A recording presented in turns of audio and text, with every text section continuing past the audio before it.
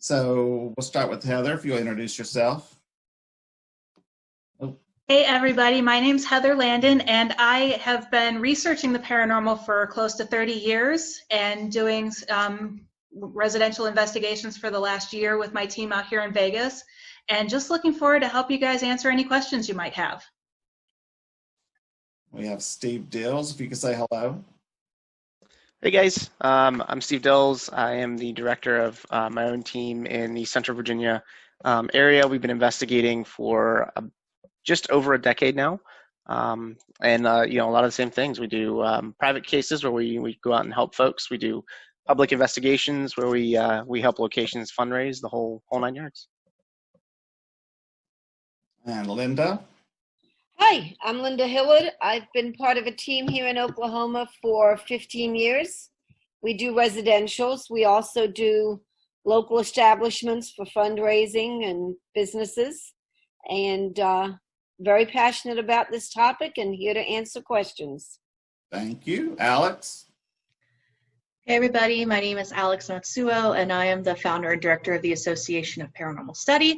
I'm also an author and YouTuber and podcaster on all things paranormal.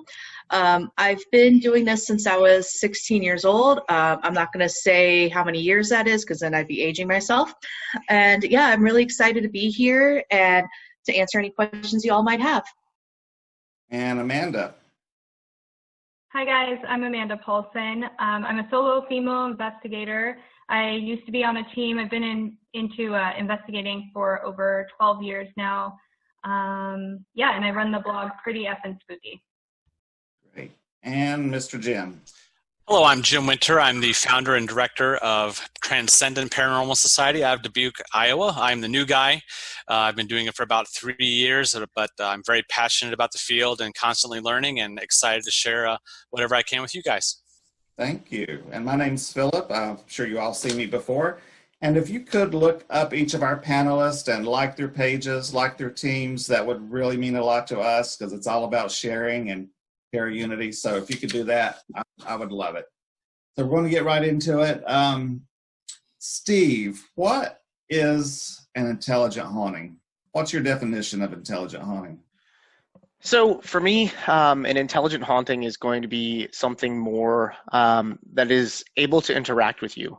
Something that, a spirit that when you go to a location, you can have almost a conversation with. Just the same as we're talking right now, we're interacting right now. It's, a spirit that is aware of us and can communicate back and forth, whatever that medium might be. It could be, a lot of people like to use flashlights, EVP, the whole, anything that a communication can be established where you can essentially talk.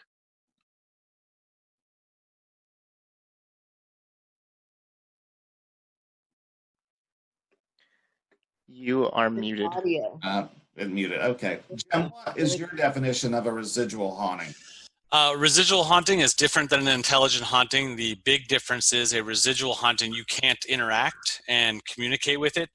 A residual haunting is usually a moment, quite often related to traumatic events, but doesn't have to be, that is caught in the environment, caught in a moment in time, and when the conditions are right again, that moment replays itself like a tape recorder. And it can replay itself once and be done. It can replay itself often, and you're sometimes lucky to catch it, and sometimes you're just not in the right place at the right time and don't see it. But the big difference between residual and intelligent is residual, you will not be able to interact with it. The spirit, if one manifests itself, is not going to see you, not going to look at you, and it basically ignores you because, again, it's not intelligent. Does the activity of what a residual haunting does it ever change? I think it does. It depends on the situation and the environment and how that environment is being affected by you, other people, outside forces. I've never experienced one where it's changed, but most people aren't lucky enough to see a residual haunting more than once. Yeah. Okay. Great. Linda, what are some signs of intelligent hauntings versus residual hauntings? How can you tell the difference? Okay, well, like Steve stated, an intelligent haunting will communicate. They have the ability to interact with us and to communicate. That can be where you ask for a sign. Let me know that you're here. I can't see you, so you may ask for a knock or a tap, a door to open, a door to close. And if it's an intelligent haunting, those things, if they choose to cooperate, will happen.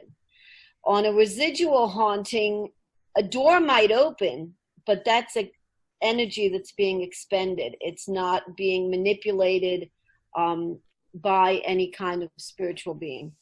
So we could have doors slamming, windows and cupboards opening and closing. We can get direct responses to questions in the form of EVP or through the spirit box. That's all intelligent. When you ask for something and your direct response is in relation to what you're asking, that's a really good sign of an intelligent haunting. Great. Okay. Alex, does someone have to die in a location for it to be haunted? No. If you've ever walked into a room after two people have had a fight, or you walk into the home of a couple going through a divorce, you can definitely feel that tension and that energy.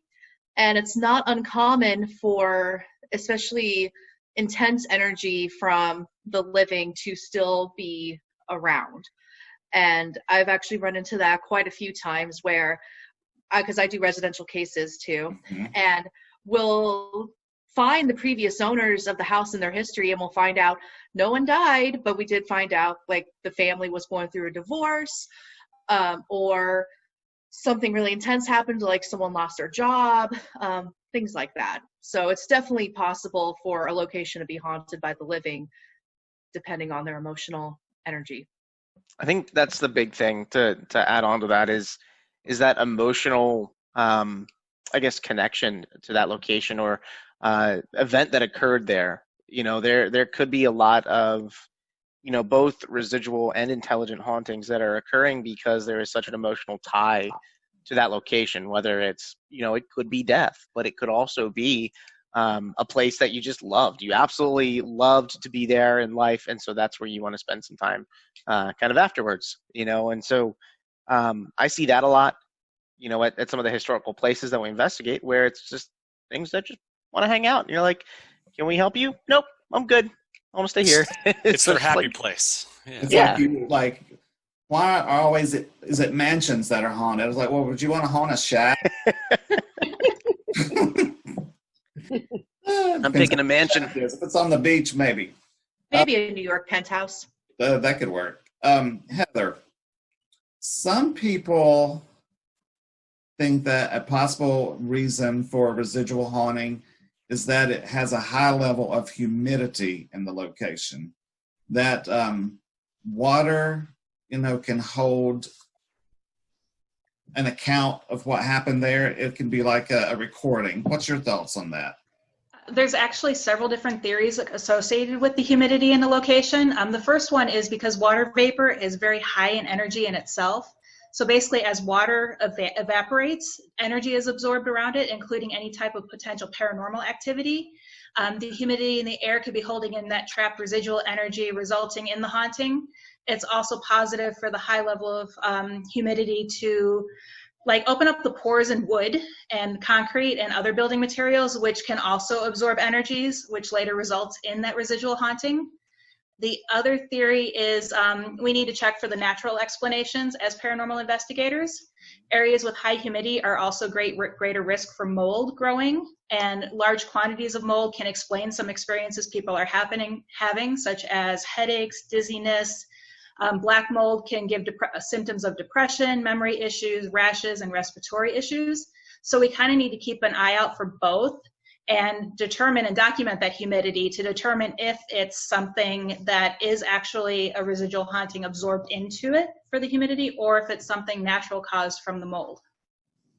That's one reason some of our equipment are meters for humidity levels. Mm-hmm. Something we need to keep track of, definitely. That's fascinating. We had a case, And the humidity was so high in this house. It was it's a pre-Civil War house, but they were living in it. And I went around their bed, and their bed rails, the wood was covered in mold. The back of the wall was covered in mold and mildew. How they missed this, I don't know, but that's toxic, from the high humidity.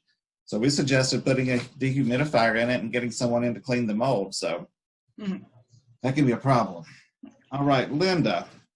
Yes. Does an event have to be traumatic to cause a residual haunting? Can it just happen because of repeated activity in a location?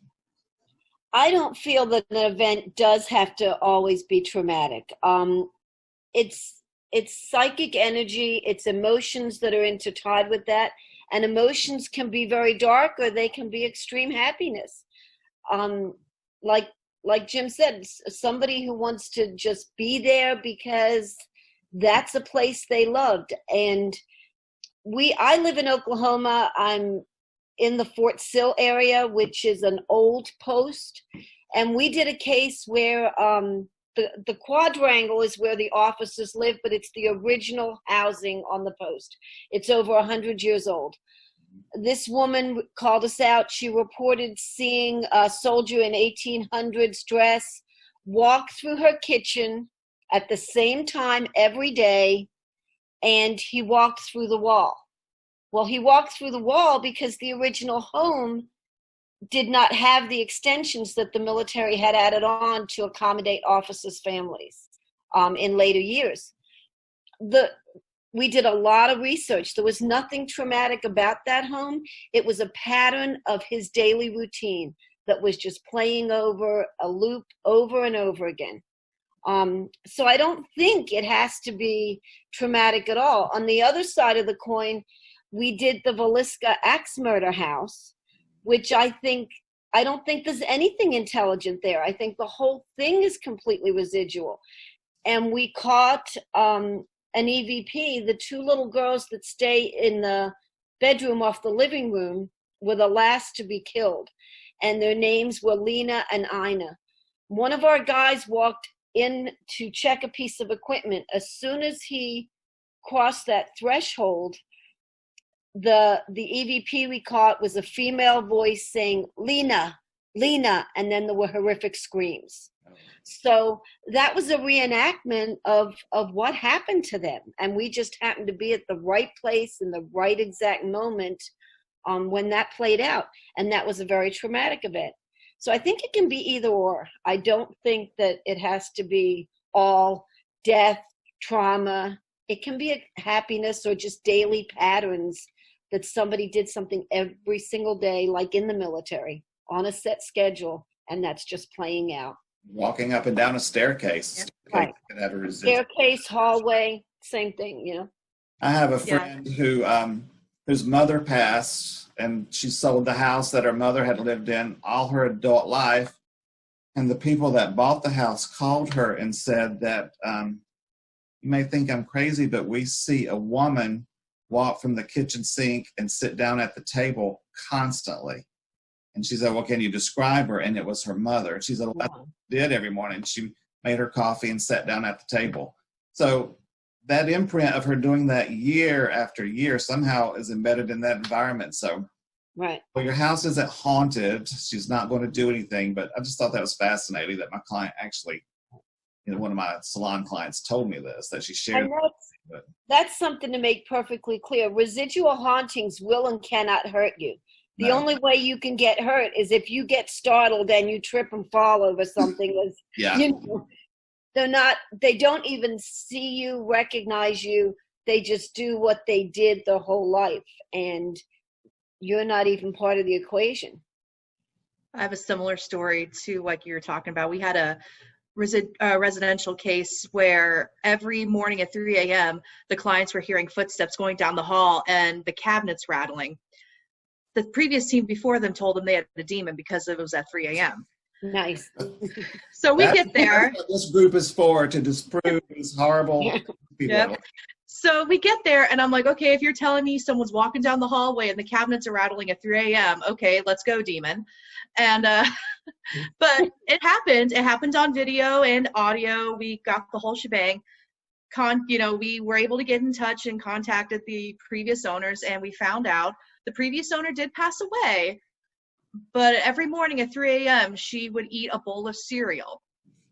That was her ritual for like 50 years of her life. She would walk down the hallway, open the cabinets, get out her cereal. 3 a.m. to 3:15, she was enjoying her cereal for 50 years. Serious dedication right there. Right? That's a lot of I cereal. guess it was part of her nighttime routine. I guess it helped her sleep for the rest of the morning. So. Or she could have been on, was it Ambien and night eating? Was it the same cereal for the entire 50 years? I don't know. I didn't ask. Oh, that'd be, Get that I'd like far. to know. Alex, that leads into the next question. Can a residual haunting fade away after years? I think so. I think it can lose its power, gumption, its momentum. I think if there are events that are kind of feeding into that energy over and over again, I think the best example I can think of is Gettysburg, where that energy is constantly being recycled and pumped into the system or into the environment, where I don't think that residual energy will ever really go away regardless of that traumatic event. But there's reenactments every day. There's people telling those stories. It's like for a normal residential case or a abandoned building down the street, if no one's living in the house, is it still haunted? If there's no one there to experience a ghost or the residual energy. So I think it does lose a little bit over time. I don't know mathematically or scientifically how long that is, but they say energy isn't created or destroyed, it just changes form. So that's my thought. It just dissipates into something else. That's like someone says, well, why don't we see Roman gladiators, in Rome all the time? Because that's like, think of that horrific traumatic death. If something's going to haunt something, it'd be a gladiator getting its throat ripped out by a lion. But maybe it's just dissipated over the years. Who knows? Maybe there were gladiator ghosts 3,000 years ago. Who knows? And no one noticed. No one knows now. Like what Alex said, though, I think when you start like your example in Gettysburg, people consistently go and interpret and remember and talk about that, and you almost have to ask the question that has it almost transformed from somewhat of a residual haunting to something that the people have created. Like there have been form. studies. Yeah, like there have been studies where, people go into a location. I mean, I've seen it. People go into a haunted location time and time and time again, and they talk about, this, and then over the years, eventually this becomes an actual thing. And then other people start reporting seeing and hearing whatever this thing is. And you almost have to wonder, over time, all of these stories, does it manifest something in and of itself that's not necessarily residual in nature? It's just kind of human created and generated. That's one of our classes down the road is going to be tulpas and thought formed. Oh my gosh. To discuss just that. So that'll be on the calendar later. Spoilers. That's a great topic. Jim, what are some ways that you interact with intelligent spirits? What's some techniques and tools you use? Well, we're big into being a scientific group where we try and use really good equipment to try and document communication. So our favorite is probably using a couple of K2 meters where we ask it to light up one or the other, yes or no questions. We've had great success with that. Similar with the flashlight test, where you can put out 2 flashlights and have them light one up to answer yes or no. We don't tend to buy into that one as much because it's much easier to manipulate a flashlight head than it is a K2 meter. So we tend not to use that one as much. We can ask it to make other equipment go off, EDI plus meters, REM pods, other devices that we have, we'll use that. Spirit box sessions, Necrophonic and the Spiritus apps for the phone. We've had good success with that. And we're very, I should say, we are very particular when it comes to reviewing that evidence and picking things that are legit. If there's any question at all of what's being said, we throw it out. So when you're talking live at the moment, if it's something that the spirit box or the app says and 4 or 5 people respond to it and repeat what they just said, we tend to use that as a communication device and have had good results with that. There's the old-fashioned way, which investigators used to do before there was equipment. Ask for a bang. They give you one, you ask for it again for confirmation. You can communicate that way. You can also do burst sessions. That's something we like to do, where you record for 2 or 3 minutes, listen to that tape back in real time, or just after you did the interview, see what the spirits are communicating with you, and that can help guide your questions as you move forward and help your communication with those spirits. Here's something I learned. I had someone taught me that when you ask, knock on the wall, can you repeat what I did? That twice is a coincidence, 3 times is a pattern. So always knock 3 times or ask for something in 3s.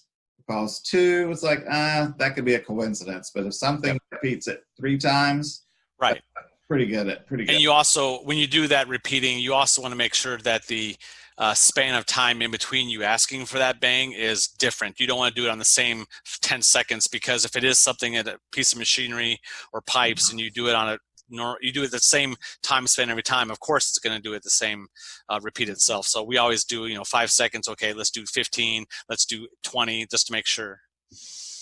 Yeah, and the flashlight method, there's a lot of controversy over it about heat transference and the connectors and everything. I mean, I use it, but I narrow it down a lot. I have a blue flashlight and a red one, and one has yes on it, and one has no on it. Put them side by side and try to use it that way, just to narrow down the false positives a little bit. And I did the colors because they may not be able to read yes or no, or if they're colorblind, we don't know what colors they're seeing in. They can see yes or no, or we do right or left. Yeah, and we've also had really great success with the Estes method. It's something we've employed now with every investigation in the past 4 or 5, and that reduces false positives quite a bit. There are times where we had a girl at the Five Flags. It was a public investigation event. So this woman had no experience with the paranormal. She sat on stage with her back to us, blindfolded, her spirit box, headphones, all the stuff for the Estes method. We were all 50 feet away from her in the theater asking questions, and we asked her, what is your name? And within 5 seconds, she says, Alice. How old are you? Within 5 seconds, 16. Do you like to play the piano? Yes. So when you have something like that happen, 3 answers within the span of 45 seconds that are spot on to what you're asking, that's much harder to dispel than just the random yes or no correct answer. And if you're watching and you don't know what the Estes method is, look it up. It's about ITC, and you've probably, if you watch any of the paranormal shows, they're doing it a lot on the shows. It's where they have the blindfold and the headphones and the spirit box. But yeah, look, we don't have time to get it, the whole thing, but it's very interesting. Who wants to answer this one? I'm just going to throw it out there. We always hear about activity happening in a house when there's a disruption in the home, like a renovation or remodeling or something like that. Why do you think that causes activity to amp up? Disruption in the environment. I can take on this one. Okay. I'll try to my best ability, but I think that this is an interesting question to come in after what Steve was saying about how how us living beings can possibly manipulate the activity that's happening. Also, with that, I think that the surrounding area being changed can kind of amp up residual haunting energy, possibly even, cause it to go away. But because the residual haunting is, this is my theory, I guess, but because the residual energy is kind of imprinted upon, say, a house or a building or a hallway, if that is renovated and changed, it might, cause that area that the residual, I don't know what I'm trying. Sorry, I lost my train of thought a little bit, but A renovation would release that energy. Yeah. yes, yeah. I think that it's possible that a renovation would release that energy, and then furthermore, I think that if something were to be put in its place, it might cause residual energy in an area that might not make as much sense, but it could come back if maybe you were opening that door, so to speak, again. I think you're dead on, because I'm part of the board of a historical tavern, one of the oldest operating taverns in America, and we recently took on a new restoration project where we're restoring a bar that was in the tavern. It had turned into, at one point, it actually was turned into restrooms when another set of people owned it. And so we're actually in the process of removing all of that, turning it back into the original bar that it was. And so we're in the midst of ripping out walls, putting up, it was actually a cage bar, so we're reinstalling the cage and this whole thing. And we're starting to get activity that in past years of investigating, we have never seen. We're seeing a lot of different stuff occurring, and it's not even just like in this one room. It's the entire building has almost shifted. It's everything that we're experiencing right now. We're seeing some of the original stuff, but a lot of it is new. And we're not sure if it's because we are in the process of, ripping down walls, if we're in the process of restoring it back to this kind of like 1800-esque bar, or what exactly it is. It's just, we know that we're doing this project, and all of a sudden things have changed. There's a different energy. Do you think it's possible that all that activity is energy? It's force, hammering and nailing and all that is energy you're emitting into the environment. Do you think that could be a source for feeding paranormal activity? Like, we think they need energy to manifest. Is that energy being projected by the people renovating? Does anyone think that could be causing it? I definitely think that that's a possibility. And I think what's important to note too, while talking about, the theorizing behind the why of residual hauntings, is important to remember that we don't know for sure, but we can best guess, with our experience. And I definitely think that that energy could be feeding it, just like you could be feeding activity by seeking after it. But I also think it's possible on the opposite end too. But I do think, without a doubt, for myself, I would say that changes to the area, or to, these tangible, actual things, I think that changes with that definitely manipulate residual haunting energy in some way, shape, or form. Anybody else have anything they want to add, or I'll go to the next one? I'm going to just put this one out there for anybody. We always hear, one thing about during our client interviews is one question I'm sure we all ask: have you done any renovating lately? That is on everybody's client interview form. That's something we want to know. How does the environment, such as weather, storms, affect hauntings? I can start on that one. I think they definitely have an effect. Weather and storms, especially if you think of everything being energy, humans, spirits, everything else. Thunderstorms, electrical storms are just that, very high potential sources of energy. So they will definitely affect a haunting and give spirits something to harness. Same with water. We harness water flow for energy. So water flow next to a location could also help spirits better manifest. Limestone and any other porous rocks, sedimentary rocks, and wood, for that matter, are theorized to be materials that can absorb energy. And like someone mentioned already, that energy could be put back out when there's renovations and such going on. So I think if the theory is that we are all energy, that spirits can harness the energy in storms and weather and water flow and limestone, and taking it one step further, I'm a firm believer that all humans are all energy as well. And if you have a thunderstorm going on, we just had one Saturday. We actually had a tornado warning Saturday during our investigation. And it was around that time that activity for our team was picking up quite a bit. So I also think that if there's heightened energy like that, like a storm or weather, that can also affect our humans' ability to interact with spirits and investigate and detect what's going on, and have more happen to us simply because of we're able to absorb that energy as well. Other things that we overlook sometimes is keeping track of the solar phase and the moon phase. If there's high solar activity shooting rays toward the earth. Other things to look for at a location are extensive power lines at a location. Those things we want to take note of. Railroad tracks, because there's kinetic energy coming from trains going by. Usually at an investigation, if we're doing an EVP session, we hear a train, we always know train, But, and what we're doing is we're trying to keep track of these things and comparing, did this happen at this location too when we got an EVP? Was there power lines? Was there solar activity? We're trying to compare things to see what the correlations are between activity and the environmental signs that we have. So that's the reason we're doing these things, not just, we're looking for patterns. So like we had a case and we went twice and got activity, and then we realized we were there on the exact same moon phase. Like, that's interesting. And we got activity at both times.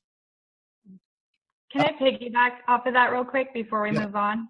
I think it's also interesting talking about different external factors like thunderstorms and different types of like hard metal materials and things like that cause like non-ionizing radiation that also cause EMF detectors to go off. So I just want to note that that's also why it's really important to take base readings of your area, and like you said, to notate every single factor that could be playing into the activity, because while it might be kind of pumping energy into the activity, it might also be giving you false activity or false readings because of those factors.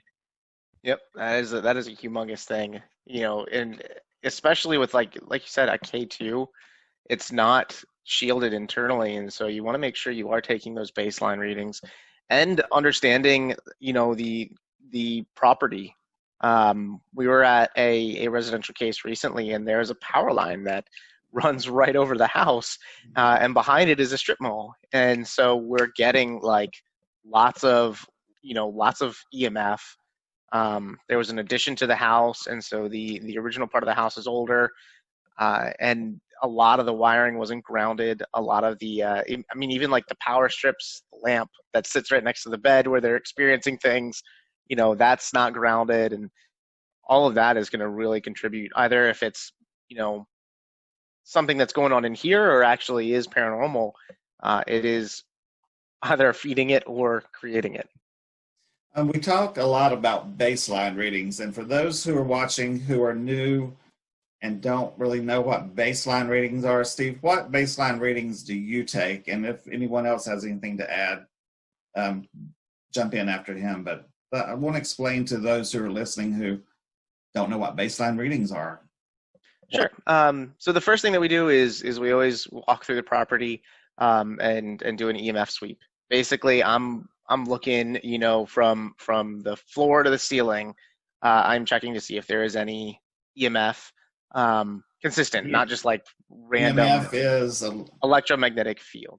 Thank you. And so anything like that, generally in a home, it is by wiring that's not grounded. So you see it a lot in older homes, basements. If you've got a basement and you've got all the wiring running above you, that in and of itself, there's not a super solid study that states this, but there is a lot of findings that high EMF can cause hallucinations. It can make you feel different ways, give you headaches, and a whole kind of slew of things. So we're checking for that first and foremost.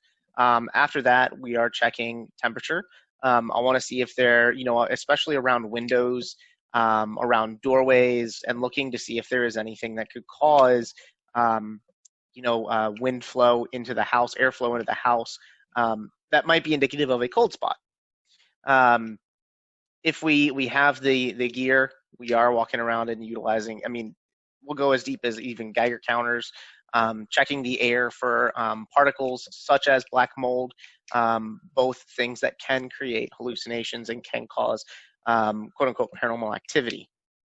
So we're checking the entire thing, all the way down to, like I said, the power strips that you're using to power up, to charge your phone at night next to your bed, box fans that sit right there, the whole kind of slew. We're looking for anything environmental that could be indicative of a natural cause for something paranormal.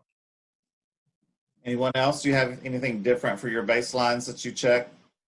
We check carbon monoxide. Mm-hmm. Yeah, we also check for any seismic activity in the area. Mm-hmm. Yep. Humidity. Mhm. That's one that we're looking at too. Humidity, air Those pressure. EDI plus meters that are making a big kind of arrival in the paranormal scene right now are actually really useful, because they do look in, they do record that sort of stuff. Because humidity, air pressure, temperature, especially temperature fluctuations, all of those things are really good baseline things to have. Any environmental data that you can get is always important. And I have noted that a drop in barometric pressure when EVPs have occurred a couple times. So I think that's something that I'm very interested in, is the barometric change when an occurrence happens. And people are talking a lot more about spikes in radiation when an occurrence happens. Who wants to answer this? What equipment would you use to investigate a residential haunting? I can take this on. You mean residual haunting? Yeah. So what equipment? Residual. Thank you. Long day. What equipment would we use in looking into a residual haunting? Yes. Okay. So I would definitely say anything that is static, like a static camera or maybe a motion detector in the area that the residual energy or activity is coming from. So if it's footsteps down the hallway, you can place something that is static, meaning something that stays there throughout the night or throughout the investigation, place it where the activity is happening. You could also use any type of sound device, like a REM pod or something similar to that. Again, in a static place, I would suggest somewhere where the activity is known to happen, so that you can catch it as it's happening. Because since it's not intelligent, we can't communicate with it. We don't know.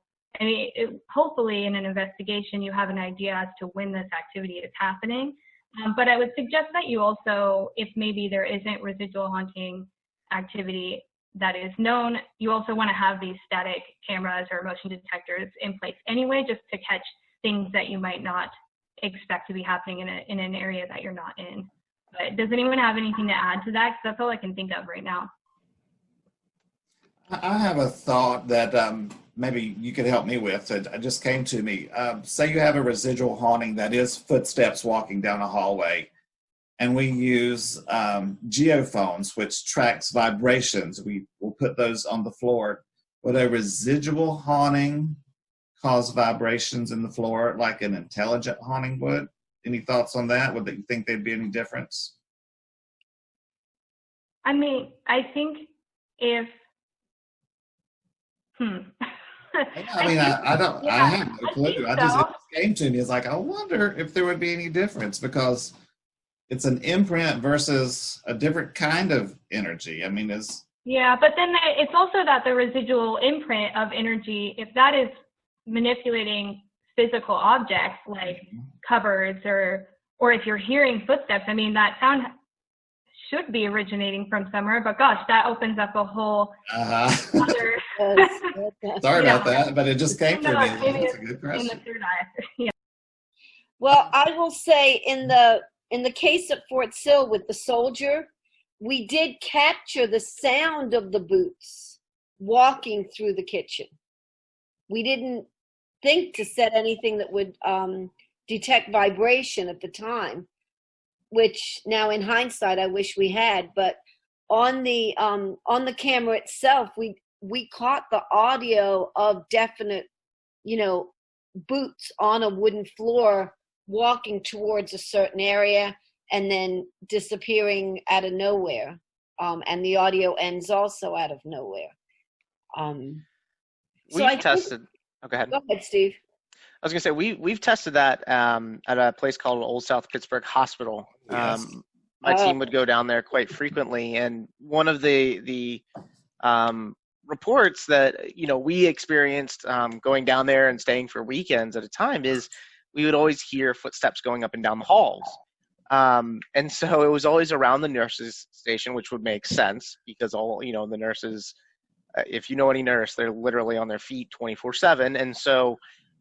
We actually set up a number of K2s, millimeters, EMF detectors all the way down the hall, all on one side of the hallway, and then we lined it on the other side of the hallway. So we've got kind of the right-hand side and the left-hand side, and it would be funny because you'd start to hear footsteps, and then you'd see the K2 meter on the right-hand side, one after one after one after one, all the way down the hall. That energy is moving, and then you'd see it kind of turn around and come back one all the way down the hall. That was amazing to actually see that. We did a similar thing at the Old Park Hotel using periscopes, and we had about 10 of them set up if you've ever been to Dan and Connie's place, is a long, long hallway, and exactly the same thing, one after the other, within 1 to 2 seconds, they continually lit up till the end of the hallway. Now, we couldn't hear anything, but something was passing through because they were lighting up and nobody was in motion. We were all maybe to the back of them, 10, 15 feet, just watching. So my next question is, can sounds and voices be residual and not intelligent? I think they can, like in the Axe Murder House. That was a replaying of what happened to those little girls. It had nothing to do with any of us in the house. It was just a replaying of their story, of their moment. And that EVP was as clear as I'm speaking to you. So I think yes.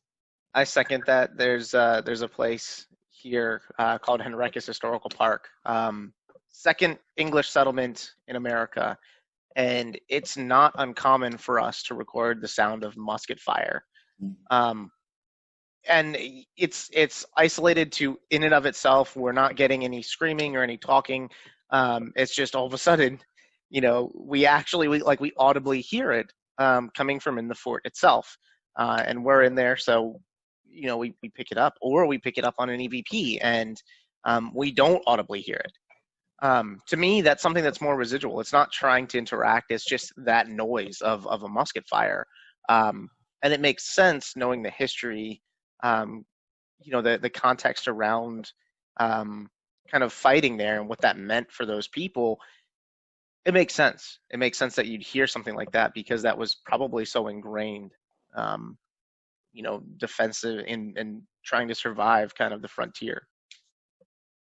Yeah, and sorry, can I jump in real quick with that? Yeah, absolutely. Agree with everyone, because there's a location here that I go to often, and it's just, you hear the sounds.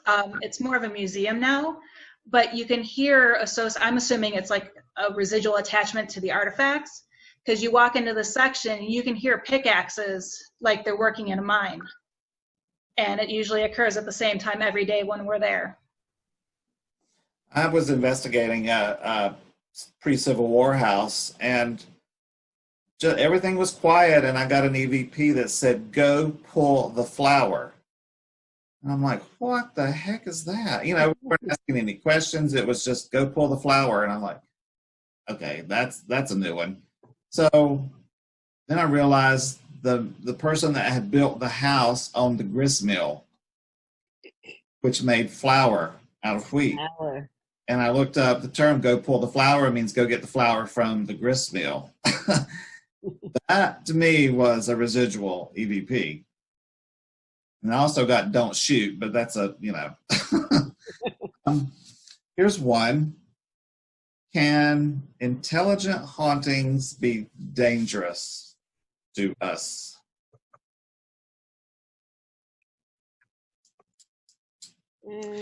If you get scared and trip and fall. What I mean, about people getting scratched and? yeah, I would say I've encountered not a whole lot, and it's not often that I experience this, but I have seen intelligent hauntings where, I had an investigator come out and they had a bite mark the size of a child's jaw, like right here, and it's like you can't bite that, like it doesn't work. Exactly. At the time they didn't feel it. It was once they got out of the building that they noticed it in the light, and they're like, huh, that's interesting. I have had reports of people getting pushed, touched, but I think it's more of a startling thing. I'm a very big believer of what you put into it is what you get out of it. And so if you're going into a location and you are going to provoke, if you're going to be negative, if you're going to be mean, you're going to get the same thing back. Okay. Yeah, you're going to get some nasty things. If you go in there with a positive attitude, positive intent, you are looking to communicate and talk and kind of learn their story, I think that's what you're going to get. You're going to get activity either way. It's just, are you going to get a communication or are you going to get a lot of screw yous? I agree with that. Yeah. Oh, Go sorry. ahead. Oh, no, go ahead. Or Linda. Go ahead. Okay. There's a location that we go to a lot, and I'm based out of Raleigh, North Carolina, and it's in Hamptonville, North Carolina. It's called the Trivet Clinic, and there's one particular room where people have reported getting scratched, and I've been investigating this location for a while, almost on a monthly basis for 3 or 4 years now, so I've been there a lot. I've never been scratched, but I've noticed that the people who have gotten scratched are usually the ones who are provoking or just not treating the location with respect. So, I mean, we could all go to the exact same location. We'll all have different experiences. So, Steve, I think you're exactly right. You get what you put into it. But I'm also a firm believer of our energy, or the essence of who we are, does not change after we pass. If you're a kind and gentle person in life, you're going to be that way after life. If you're a miserable, mean, angry person, then you will be that after death. And we were at a place, and one of our team members is the sweetest. I've been investigating for 10 years. I've never heard her provoke. She will actually get on other people and say, they were once human too. They deserve respect just like we do. And I was behind her, so I witnessed it. She didn't slip a foot or anything. She was pushed and literally fell down a flight of stairs. And when we went back and listened to the audio, you hear her falling down the stairs. And then at the very end, we get a ha-ha. Well, that's terrible.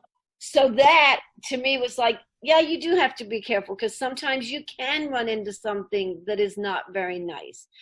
Most times, no, not at all. But the odd time you can. So I think we do have to have our guard up.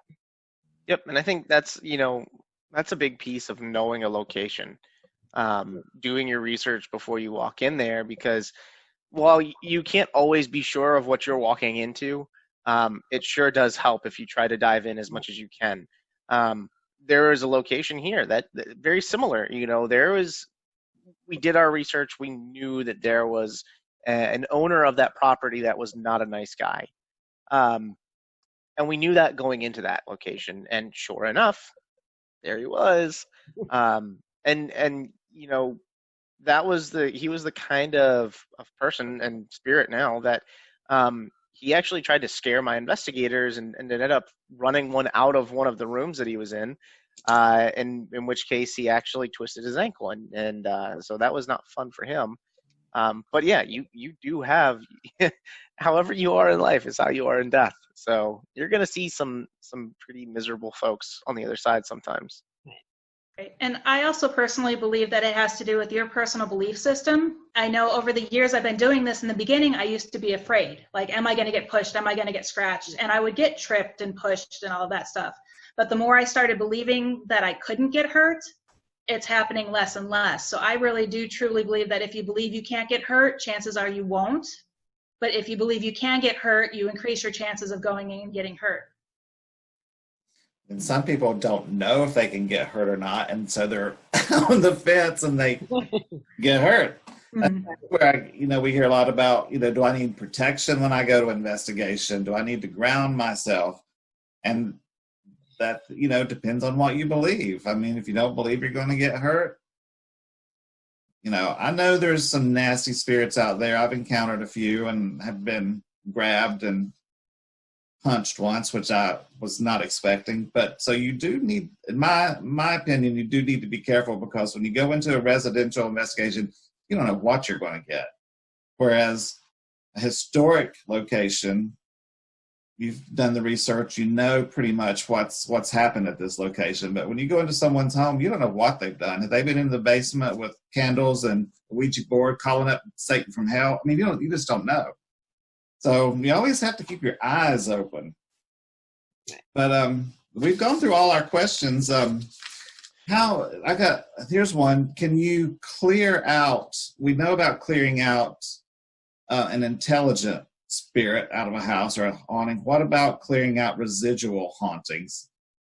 Anyone's thoughts on how you would go about getting rid of a residual haunting? Has anyone had to do that? We've never had to do that, because most oftentimes residual hauntings they are what they are. They're not threatening. People aren't scared by them. They might be alarmed, but they're not scared. And because it's something connected to the environment, I don't know if you can really remove a residual haunting unless you do something to alter the environment in such a way that it no longer has that trigger or that play button to go ahead and go. But I've never known any instance where anybody has said, well, after we explain to them, well, this is residual, nothing to worry about, they're like, well, I still want it out of my house. So that hasn't happened with us. A lot of times we'll do like energy clearings, which may be anything from like prayers or smoke cleansings, or smudging or sage. We use the terminology smoke cleansing. So just things like that, or just having usually if it's a residential case, we'll have the owner sort of take charge of their space and do their own energy clearing. Because if we do it as a team, that's great. But if the owner isn't confident in what we're doing or they don't believe in it, then I don't think it's going to be effective. At least in our experience, it hasn't been effective. So for me, I think it's a little easier to clear the space of residual hauntings, and sometimes the owner just needs to clean the house too. That's been a common thing. Yes. Have any of you had to do a clearing of an intelligent haunting? Have you ever been asked? How did that go, Heather? There we go. Actually, I went through the house and we used cascaria on all the windowsills and on all the door frames, and it was an immediate, you can tell the room was brighter. It's crushed up eggshells, preferably from black hens, and it's used in Santeria.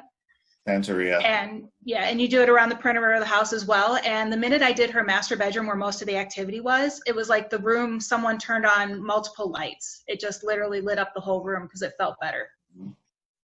Anyone else? I'll say something real quick. All of this, just for like the viewers, if there's people out there who aren't very familiar with some of this stuff, it also plays into, again, your spiritual view and what you feel comfortable spiritually or like metaphysically acting on with like banishing rituals or cleansing rituals. And I would encourage viewers to look into those practices and find which one fits best for you and which one feels appropriate for you to be able to enact on, rather than just, everyone just using sage, or whatever. There's lots of different methods to clearing the energy of a place that I would just encourage viewers to look into what works best for them.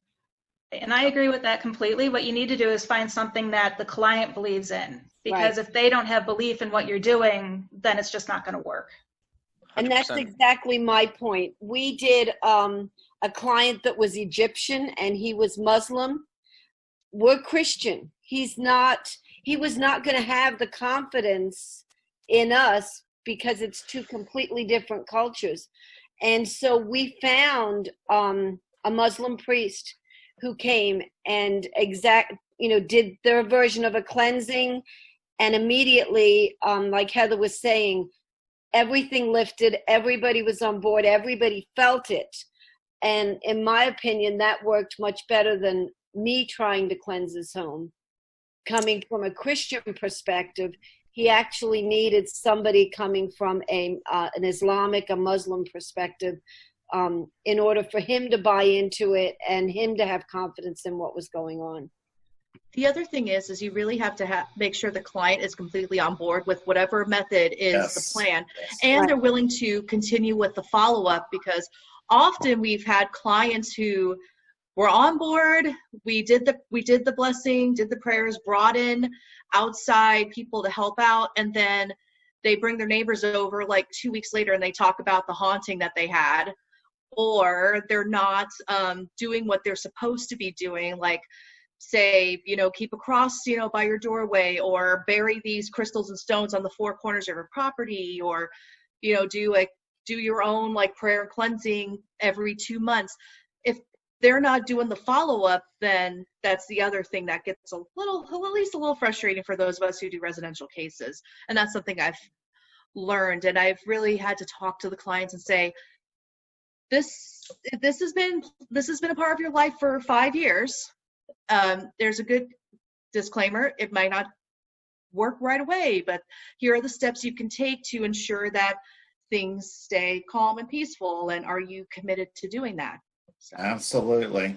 It's when you're clearing the energy of a house, you're also retraining the client in the house to try to think a different way. We had a client that they referred to their house as the cursed house. This is the cursed house. Welcome to the cursed house. Well, hello, let's change the name to the happy house or the wonderful house. So that's one of the first things we did, was we made them a beautiful sign that said the blessed house. You have to change the client's way of thinking as much as you do waving the sage around and putting the crystals everywhere. So it's a process, and sometimes doesn't always work. But that's when we say we're always here for you. If you have any problem, we're always here. Call us back. And then we say, oh, did you move the Bibles? Did you move the crystal? Well, yeah, just the way people's nature is. After it's gone for a while, they forget about it, and things can come back. So we do have a number of questions. Excuse me? So we do have a number of questions in chat. Do you quickly want to run through those? Finally, yes. Go for it. I don't have it on because I've got this. Nope. I'll read all the questions, and we'll just do a shotgun approach. So whoever wants to answer it, go for it. Yes. So Tammy asked, what if the property is torn down and another structure is built? Would that residual haunting replay within the new environment? It can, in my opinion, yes. I think that goes with what the story Linda was telling us earlier. Right, because that house is completely different floor plan wise than what it was in the 1800s. It was maybe a 3 or 4 room house. Now it accommodates a high ranking officer. It's a 2,900 square feet or whatever. It's huge, and it's still happening. But they're walking through walls instead of a door, because in their day maybe the door to outside was there. So there's also something transient hauntings, which means that happened at your neighbor's house, but they like your house better. I mean, people have also, said that's been the case. Well, it didn't happen in this location, but it happened here. But we believe that spirit is in our location. Next one. Next is from Carissa. Do you think ghosts or spirits understand different languages once they pass, or if they're only able to utilize their birth language? And her context is she was investigating Friday and found possible Native American, interactions or an EVP, and I got her kind of thinking along those lines. As far from a mediumship perspective, it depends on if that is a spirit that's what we call earthbound. They're going to be the same. If they don't know French on this when they're walking on earth, they're not going to know it if they're in that next level. But if they have gone to the light, so to speak, and are coming back as helper spirits, that's a higher knowledge, and I believe they can. They're more knowing. But if they are if they've chosen to stay in this earth plane for whatever reason, they're not going to know a different language. That's my opinion. Someone else may have a different opinion. I will say one of the again, back to Henricus, where I've investigated a lot. It is the only location that we've ever recorded non-English EVPs, and there were 2 Native American. We were able to track it down to the broad kind of Algonquin language, which is native to this area, and it was in reference to us just talking. We were just trying to communicate with whatever was there. We were introducing ourselves, and we recorded this other language. And there's not that many people that can interpret it anymore. It's kind of one of those languages that is now dying out, just because that's how a lot of languages unfortunately end. And we were able to get it interpreted, and it was just somebody saying hello to us. They weren't really answering any questions, but it was a female that just was saying hi. They weren't speaking in English. We didn't get any follow-up to that. We didn't get any follow-up, especially in that tone. But we did record that EVP. So if something was aware that we were there, we were trying to communicate in a friendly manner. But I don't think we were able to fully kind of extend that bridge of communication and really have a conversation. Well, to back up Philip, we did a military museum, and they had this one room, and it was called the Liberation of Dachau. And they had a lot of artifacts from when Dachau was liberated. We were speaking English all night. We got nothing, absolutely nothing. I started to pray in Hebrew, and the activity started popping. Meters started going off. Equipment was going off. Because I think it was because I was, praying in their native language and what the vernacular was, as opposed to people speaking in English. They would have understood German, they would have understood Hebrew, but not necessarily would they have understood English. Exactly. All right. Another question from Carissa. Do you think residual hauntings could turn into intelligent hauntings or vice versa? If it's an imprint of an event, I don't think that can turn intelligent. In my opinion, I think it's the DNA of what happened is what it is. And I agree. I think it's more what we manifest with, like, investigators going to a certain location constantly. I think, like Alex said, or in Gettysburg, where the memories. Everything's reliving. Yeah, we're feeding into the residual energy, but are we not manifesting something that's coming from our energy? And that may be interpreted as intellect, but not residual. Residual is an imprint, like a movie tape playing over and over, and nothing can interfere with that. Well, that reminds me of the Philip experiment too. So speaking of like thought forms and tulpas, where this group of people met once a week for, it took a while. I mean, we're not talking, this was like a month. It wasn't a month-long project. It was like years, where this group of people created their own ghost. Exactly. So those videos are on YouTube. It's a fascinating experiment for anyone watching. Look up the Philip experiment. But I kind of agree on the idea that, residual is, to me, it almost is like, it sounds weird, but it's almost not a spirit, if that makes sense, because it is something that's just replaying. It's like you said, Linda, like watching a movie. It's not going to change if you close the door.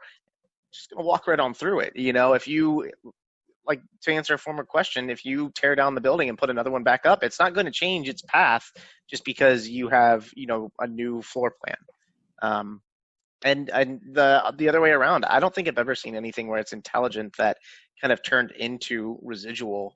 It always seems to be intelligent, and then it stays that way, or over time it just kind of moves on, either to another location, crosses over. But I've not seen it where it was just kind of like all of a sudden it just turns into a broken record. That's another question, interview question for clients is, was there any buildings on your land prior to the house you're in now? You know, was there other buildings there? Did you build on top of another piece of property? That's always something that we investigate too. Any more? Yeah, we got a few. Another question from Carissa. Isn't it possible that living humans are adding energy to residual hauntings? I think that was kind of answered in our past question. So I'm gonna move on. Mike Mike is watching the stream, and he asked, "What about this EDI Plus that everyone is all crazy for in the field? What are your thoughts on it?" Jim wants to answer this one. I'm a big fan of it. We have one. It measures change in temperature up or down, barometric pressure, humidity, EMFs, and it's a geophone all at the same time. For us, it's been an extremely valuable tool, and the reason why it's a plus is because all of that information you can record onto a memory card and download it to your computer, run it on a program, and you can map out your entire 5-hour investigation and see. And you can also mark on the EDI Plus meter if you have something happen. Go ahead and mark that. It'll notch it on the recording. So when you download it, you can see where you notched that, all the different variables and how they changed. And to us, that's very valuable. We can use that to line it up with audio recordings, other things, and see, okay, when an EVP happened, the barometric pressure went down, the temperature went up, so on and so forth. So to us, it's been an extremely valuable tool. I love it. I love mine. And EDI is Environmental Detection Instrument, for anybody that's wanting to know what that means. I personally think it's a game changer. I know another team that has kind of some funding from some big universities and folks. They have been using data loggers for quite some time. Unfortunately, data loggers can be very expensive. It can be hard to get your hands on, and it can be even harder to get the application or the software that kind of deciphers the data that is being collected. The EDI Plus and the EDI are both very they're in the right price range for people to utilize and deploy. And like Jim said, it is phenomenal because you're not just sitting there and you be like, okay, there I just saw a change in temperature, or I just saw a spike in EMF. It's recording all of that data for you. And so you can go back at the end of your evening and really sift through and understand what's occurring. Some of the coolest things I've seen are where you can analyze your data and see that you get a spike in EMF as right before an EVP, or you'll see a spike in something, whether it's a drop in barometric pressure, and then all of a sudden something occurs in the room. It is invaluable. Biggest tip: don't move it when you set it down. Leave it where it is, because if you start moving this thing and you shake it, it's not a K2 meter, it's not a Mel meter. It's going to record all of this, and it's going to change the pressure, and it's just all of your data is going to be waste. So set it down and leave it. Next, go ahead. Jim mentioned geophone. A geophone is another word for vibration detector. It will light up depending on how intense the vibrations are, which like detecting footsteps and things. Okay. All right. Dan asked, what is the best app to use on a tablet or cell phone with a speaker or portal type device? App as in ITC? Application, like something on your phone. Like an ITC app or? Yeah. Any app that you can download. Well, go ahead, Philip. Go ahead. Okay, we use again. We don't use them very often, but we have the Necrophonic on my phone and the Spiritus app on somebody else's phone, and those were created by someone who is in the paranormal field and has put a lot of research into them. Those are basically apps that are like a spirit box, so take out all the static, but they're still open to interpretation, and you still have to be very careful how you interpret what's being said in real time. And when you go back to review the evidence, you have to be very careful what you pick out is showing to the client. And we are, to a fault, very, very selective in what we pick and share with the client. But it's just another tool that we can use, and the debate is still out on whether those are actually legitimate tools or not to use, but we've had success with those. The phone is not designed as a environmental detection instrument. Right. I mean, so like ghost hunter apps and all those things, no, those are No. entertainment. Now, ITC apps developed specifically for communication. If you have the right ones that aren't programmed words and other misleading things, they can. I have my own app that I developed. I use EchoVox. I trust it. I've used Spiritus app. Those things can be very useful, but to use your phone as to, you know, an EMF detector, no. There's too much going on in here and interference with signals and Wi-Fi's and all that. That no, they're fun, you know, but no, not for a serious paranormal investigator. Do not be going around with your phone looking for EMF. That's so meta. Now, the Well, paranormal puck is an instrument that will Bluetooth the information to an iPad, so you can watch the readings of the puck, which does, I think it does temperature, EMF, kind of like the EDI, but you can carry your tablet with you and watch what's going on. But that's all. Now, for me, I use the EchoVox a lot. And again, this is an experimental device application. The purpose of it to me is not it has no place to me in residential cases. If I'm working with a client, there is no place. I will not be deploying it. I will not be utilizing it whatsoever because it's experimental. But I do like to utilize that, especially in an Estes method situation or setting where I can't hear the questions that are being asked. I am only relaying what I hear. And even then, it is very contingent upon me hearing whatever it is. Because for those of you that have used the EchoVox, you know it can be a pain in the butt to listen to sometimes. Yes, it can. I also, another big thing, and I always tell this at our events, audio recorder. Just every phone has audio recording capabilities. I have heard some phenomenal EVPs off of a cell phone.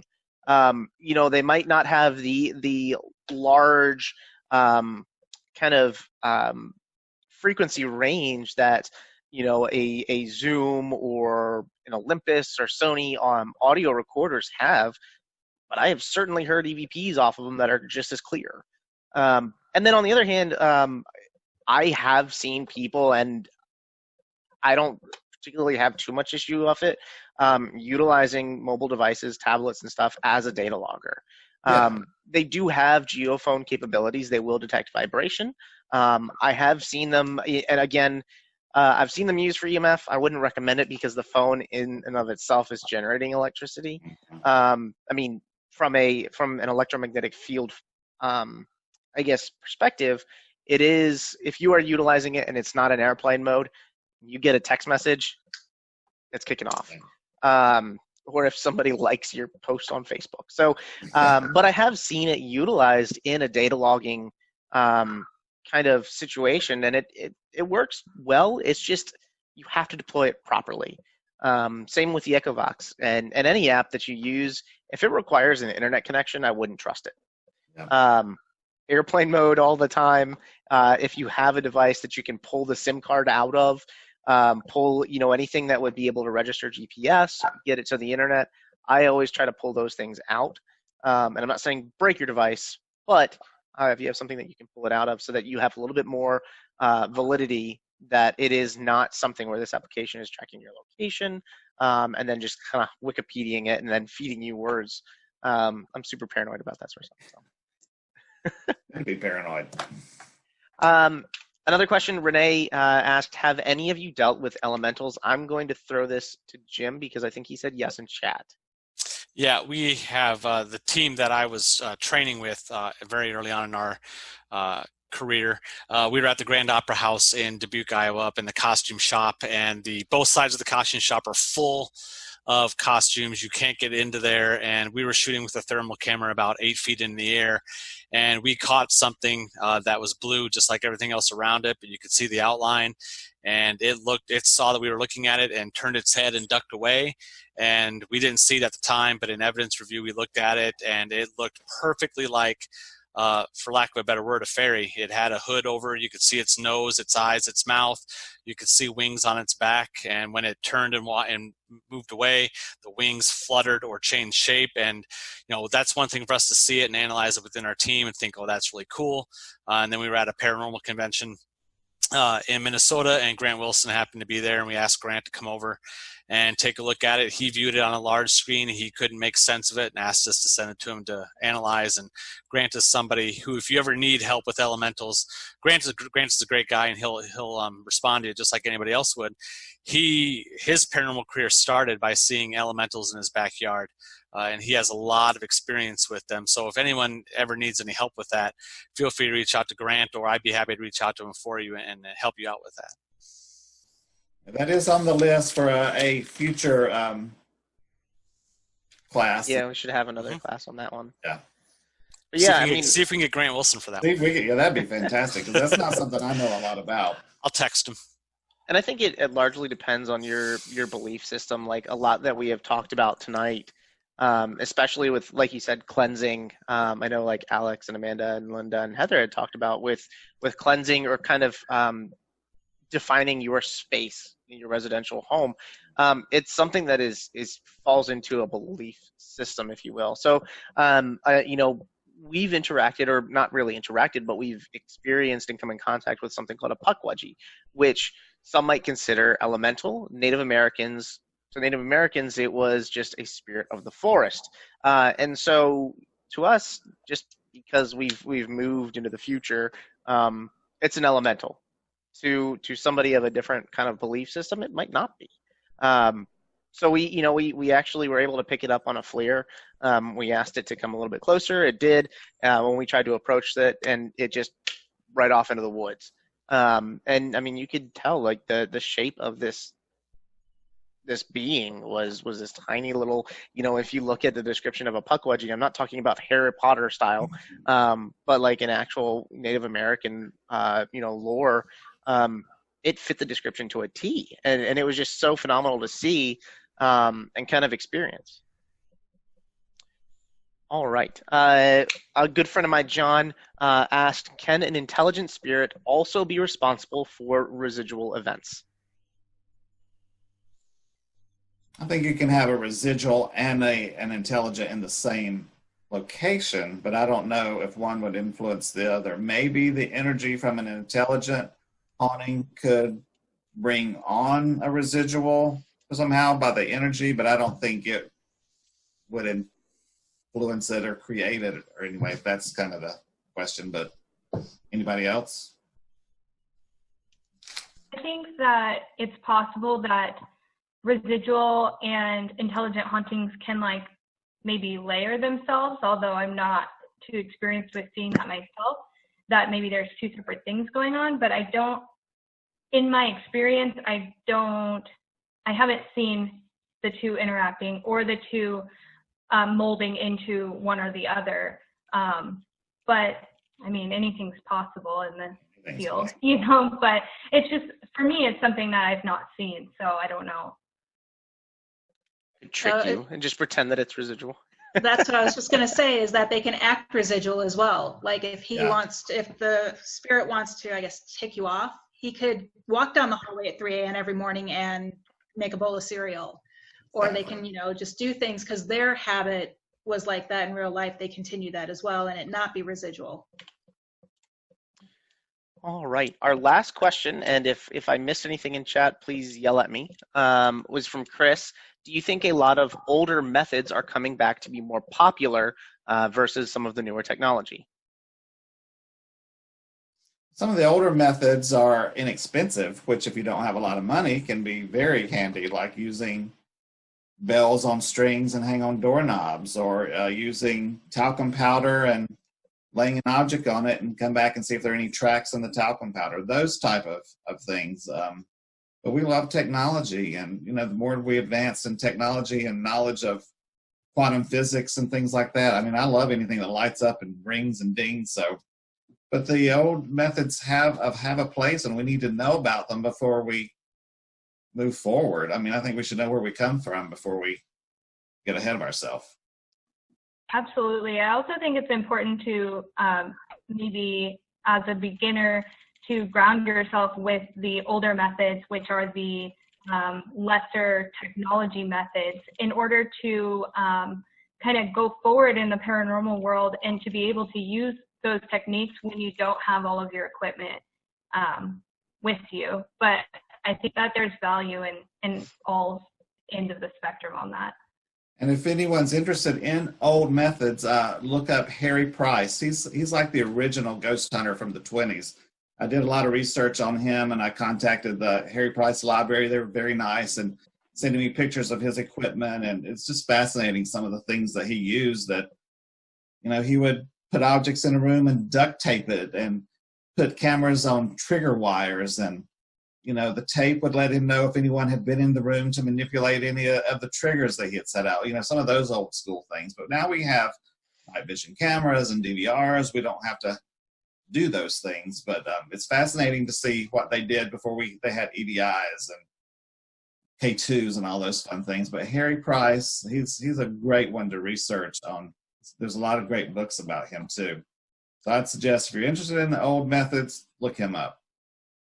I personally think that a lot of the old methods heavily should heavily weigh in today's, I guess, investigation methods.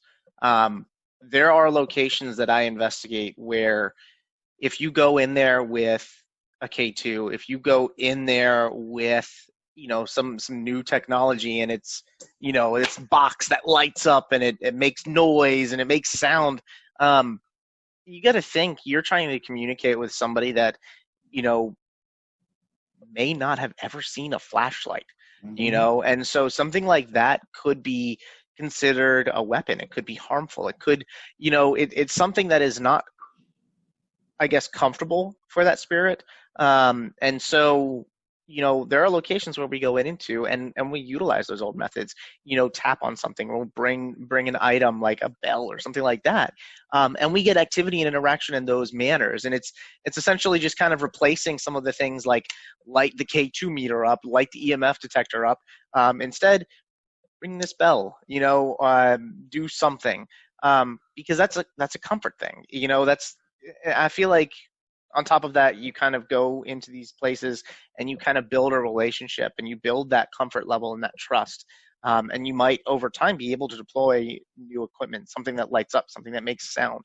But I mean, it could be scary. I mean, consider the technology, you know, it's almost unfathomable to believe, you know, that 100 years from now, there's going to be technology that we can't even fathom that investigators are going to utilize to investigate.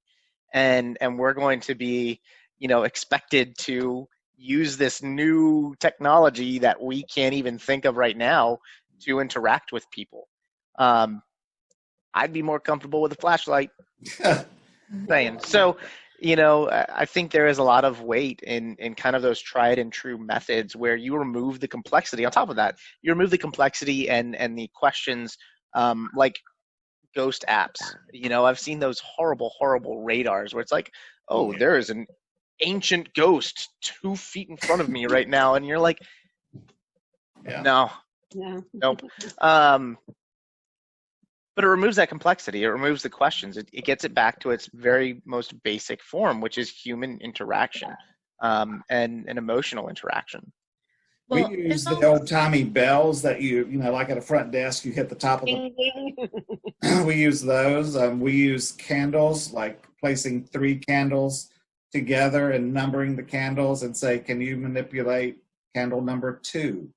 You know, those types of things. But one pet peeve I have are watching live streams and people, you know, be in a 100-year-old house and say, can you touch the REM pod?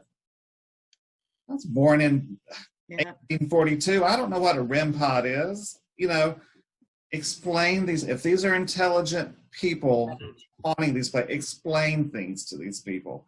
These things will not hurt you. That we would like to communicate with you. We want to learn from you. Explain what, you know, this K2 is. Explain these things. They will not. That's my thought on equipment and investigating what these do. And I agree, Philip. I always demonstrate the actual equipment while I'm saying, this is a REM pod. Look, I'm touching it. It will not hurt you. It's not hurting me. When I touch it, the lights light up. Try to come at it from a perspective where they probably would be scared to death. What the heck is this?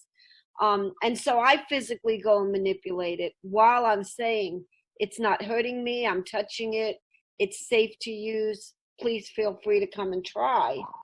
That we know of. And that's a big thing too, though, when you think about it. We don't know if it is harming them. No, I we don't. assume it doesn't. But that's another piece of it is try different things. I've read a lot of theories where infrared light is actually considered harmful to a spirit, and people see, and I've seen this where they're utilizing ultraviolet for lighting up, like night vision, instead of using infrared, ultraviolet, the other side of the spectrum, and they're getting a lot more visual activity. You know, why is that? Why does that occur? Is that something that is worth looking into? Sure. Is it also extremely expensive to look into? Definitely. UV is a heck of a lot more expensive. But you know, it's worth it trying out different tools, trying out different things. We don't know what, you know, just like all of us have our own preferences, there might be different devices, different things, different ways of and forms of communication that a spirit might be more comfortable with versus other things. Well, and something that what we do with our team is we dress up to match the context of the location. And sometimes we'll even hide our equipment under our clothing. I mean, we're all theater people too, so we know how to hide stuff. And we also will write scenarios for each location, and we'll actually start off with after we do our baseline readings and set up, we'll start off with scenarios. Like when we were at the Trivet Clinic, we had people dressed up as nurses knocking on the door saying, hey, you know, I'm here to assist you. And of course we do more research in the contextual language, because you can't say, hey, all here right now. You know, like if we go into a plantation, you have to go in and greet the man and the lady of the house. And you don't say, hey, can we sit here and talk to you? It's no, let's sit a spell. You know, just knowing the terminology back then and dressing up. When we were on the USS North Carolina, we came on with our costumes on already, and we were mostly women at the time. So no, it was all the women who dressed up. The men didn't, because they were lame. No, they were awesome, but they didn't dress up. But what was interesting was, previously, all these other teams reported, hey, you know, they talk about the war and you know, so we were expecting, like, we had pictures of like Pearl Harbor, all these things ready to talk. They would not talk about the war with us, but we were also women. Ah, interesting. And our skirts kept getting flipped up. but we had it on video, and we got some really remarkable data from that. And I think there is some merit to bringing something familiar and even just treating them like human beings. When we went on the USS North Carolina, we were like, oh, we're looking for some sailors to take us out tonight. And then when we went to the officers' quarters, we actually, it unintentionally provoked a rivalry between the enlisted men and the officers. We're like, well, I'm going to go talk to the officer because I know he makes money. You know, things like that. And it was fascinating. So definitely, I would say I'm very much advocating for role-playing, reenactments, you know, kind of taken off from the Gettysburg thing. There's a guy named John Sable. He's known as the Ghost Excavator. I love John Sable. Oh, he's so good. That's actually, he was one of the first people to teach me like that way, and then we just took it and ran with it. And he has some amazing ideas. Oh my gosh, he's so good. We need to get him on here because he would be amazing. I love John. Yeah, definitely look up John Sable, especially with his Antietam data. When he's dressed up as a general. I'm trying to remember, but they're reading this plaque of all these men who died at Antietam on the bridge, and he calls out the name Alvin Flint, and you hear this young boy's voice say, I. And he's just doing this, and he's doing a roll call. It's amazing. So, Steve, I'm so stoked you know who John is. We've actually, I've had him down to the Hanover Tavern, which is the tavern that I talk about, to do, well, he calls them sketches, but reenactments, essentially, him and Mary, and like what you were talking about, and some of the things where we're talking about residual hauntings and intelligent, how things interact and where the comfort level is. We did something very similar where John came in dressed up as a soldier. They're, you know, the tavern saw a lot of Civil War presence there, both from both sides, both armies. And so he dressed up as a Union soldier because we actually had a Union soldier that was hiding at the tavern. And this is in Virginia, Confederacy. And so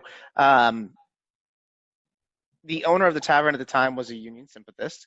The Union Army came through, and there was one soldier that was wounded, and so he stayed there for a number of weeks until he recovered, and the Union Army came back through.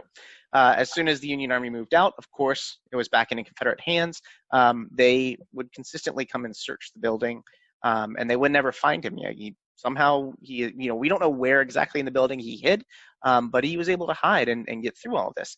The cool thing, though, is when John comes in, and we have dinner in the tavern for this event.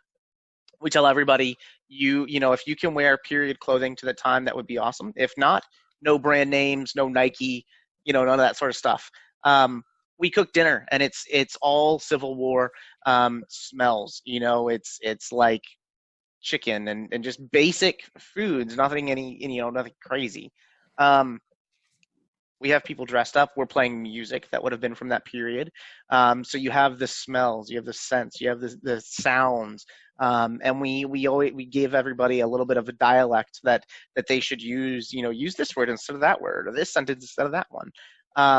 And when we started going through some of these things with John, it was amazing because we were investigating 3 buildings that night: the tavern, a courthouse, and a jail. And as soon as we're reenacting or interpreting something in the courthouse of a female sitting down at the judge's chair and trying to call the court to order, all of a sudden we hear activity in the courthouse, in the jail, and in the tavern. We're hearing walking, doors opening and closing. In the jail, you hear a lot of shuffling, and it was just phenomenal what you can find in a location when you kind of try to contextualize how you're investigating. There's lots of times where I don't go in wearing a Transcend, shirt. I'm going in plain clothes, or I try to remove it or try to dress, like you said, just as something that would have been there, would recognize, to be comfortable. Amanda, John's done a lot of research on layers of a haunting too, and how residual and intelligent spirits can interact, and it's fascinating research. So I've made a list of people I'm looking up already. So John owes us money for free advertising. We're at the 1.5 hour mark, so I want to thank everybody for doing this tonight. I really appreciate it.